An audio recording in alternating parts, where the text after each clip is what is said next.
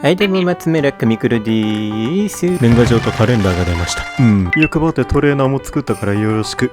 では行きましょう。目の描き方は、点々のお目目、まぶたのついたお目目、まつげが育ったお目目の3つに分けてみようと思います。点々の目の顔の描き方は、顔の角度の描き方っていう他の動画で解説した通りなので、特に新しいことはないです。この目でもこうやって角度をこうやって変えたり、感覚とかを変えるだけで、あっち向いたりこっち向いたり簡単にできるよっていうお話でした。ぜひ見てみてください。上まぶたがあるだけで、ちょっとややこしくはなるんだよね。人間の目ってこういう風になんて言うんですかね、くの字の窓みたいな感じでこういう感じの方向性があるんだよね。それをデフォルメしてあげるとすれば、例えばこういう書いてこう書いてこうみたいな感じで顔の向きに合わせて上のまぶたもちょっと向きが変わるっていうのをちょっとやってあげる必要があるわけですね。完全に横を向いてる時なんかは例えばこういう書き方になります。半目開きの時なんかはこんな風に書くことがあると思います。目の下のまぶたもこういう風にパッてくっきり書く時は横から見た時もこういう風にパッてね入れてあげる必要が出てくるのかななんて思ってます。ここの部分ですね。結構下のまぶたって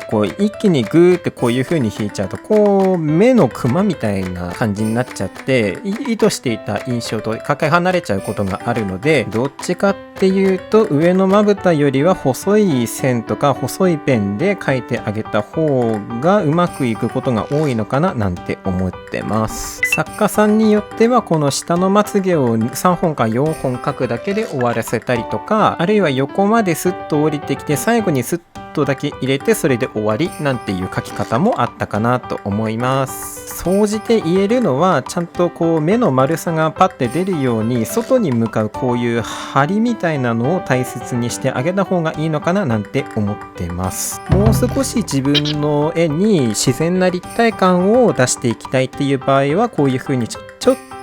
外に向かう針みたいなのを意識してあげて目の丸さが自然と出るようにしてあげた方がそこから立体感っていうのを出しやすいかななんて思っています。ちょっと気をつけてみてください。で、ややこしいのがまつげを描く時だと思うんです。計画なしに毛をたくさん描きすぎて目の丸さみたいなのをちょっと殺しちゃう。それはやっぱりもったいないわけなんですね。それを避けるためにはとりあえず目の丸さをやっぱりパッて一回出してしまっておいて、この辺をまつげにしますっていうことで先にくくっておいて落ち着いてそこを好きに塗りつぶすっていう方がまだ失敗が少ないんじゃないかなって思います。こういう外に向かう目の張りっていうのを出さないままいきなりまつげをわーってなんかくしゃくしゃって描くとやっぱりよくわかんない汚い感じになっちゃうかなと思うんで、そこはやっぱり気をつけてほしいかななんて個人的には思っています。もちろんこういう自止めのキャラクターを描くときに先にこういう風にまつげをファファファファファって描いておいて後でゆっくり U の字を描くっていうやり方もあると思います。ほんで例えば少年漫画の主人公にあるような感じでこういうカチカチカチってしたこういう方向性の目を描くことって多分あるかもしれないんですけれども、これどうしたらいいかなって思うんです。これもやっぱり考えなしになんとなくカチカチカチってやってしまうと外に向かう針みたいなのがなくってすごい平べったい 2D 的な感じになってしまいます。これが好みならそれでいいんですけれども、やはり立体感を出したいんだったら外に向かう針みたいなのを感じながらしかし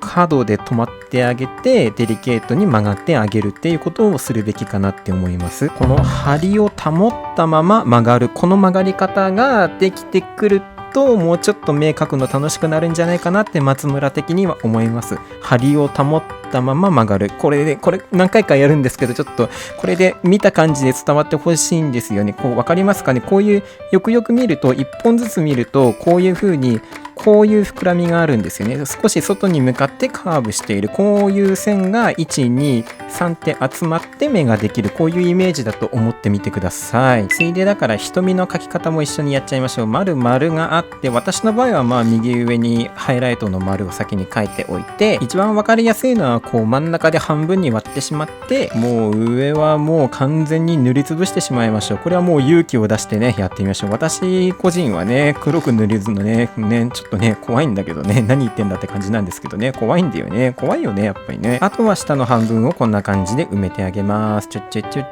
と。より丁寧にやりたい場合は、ここに瞳をこういう風に用意してあげて、さらにもう1トーン落としてあげるといいかなと思います。もちろん塗りつぶしてもいいんじゃないかなって思ってます。最後にまぶたをこんな感じで描いてあげるといいと思います。二重的な感じにするんだったら、こう上に少し線をこういう風に入れるとか、そんな感じかななんて思います。下のまつげだけをスススって描くときは、こういう風にこの辺が下のまぶたのこういうラインかなって目星をつけておいて、こうつけといて、ここに1、2、3くらいだけね、書いてあげたら十分じゃないかななんて思ってます。松村はこのバランスちょっとね、好きですね。ついでに喋ると、こういう半開きの目の時は、まあこれも同じく下の目をこういう風に眼球のね、下の方をこういうライン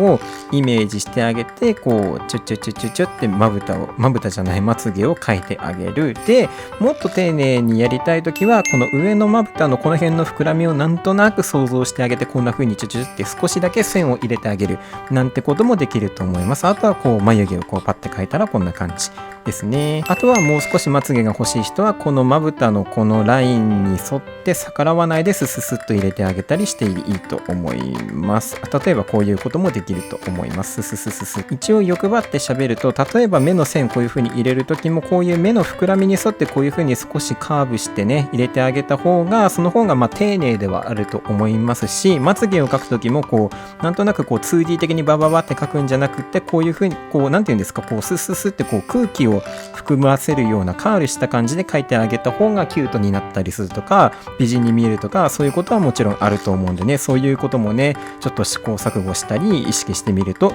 いいんじゃないかなって思います。下まつげもカールしましょうね。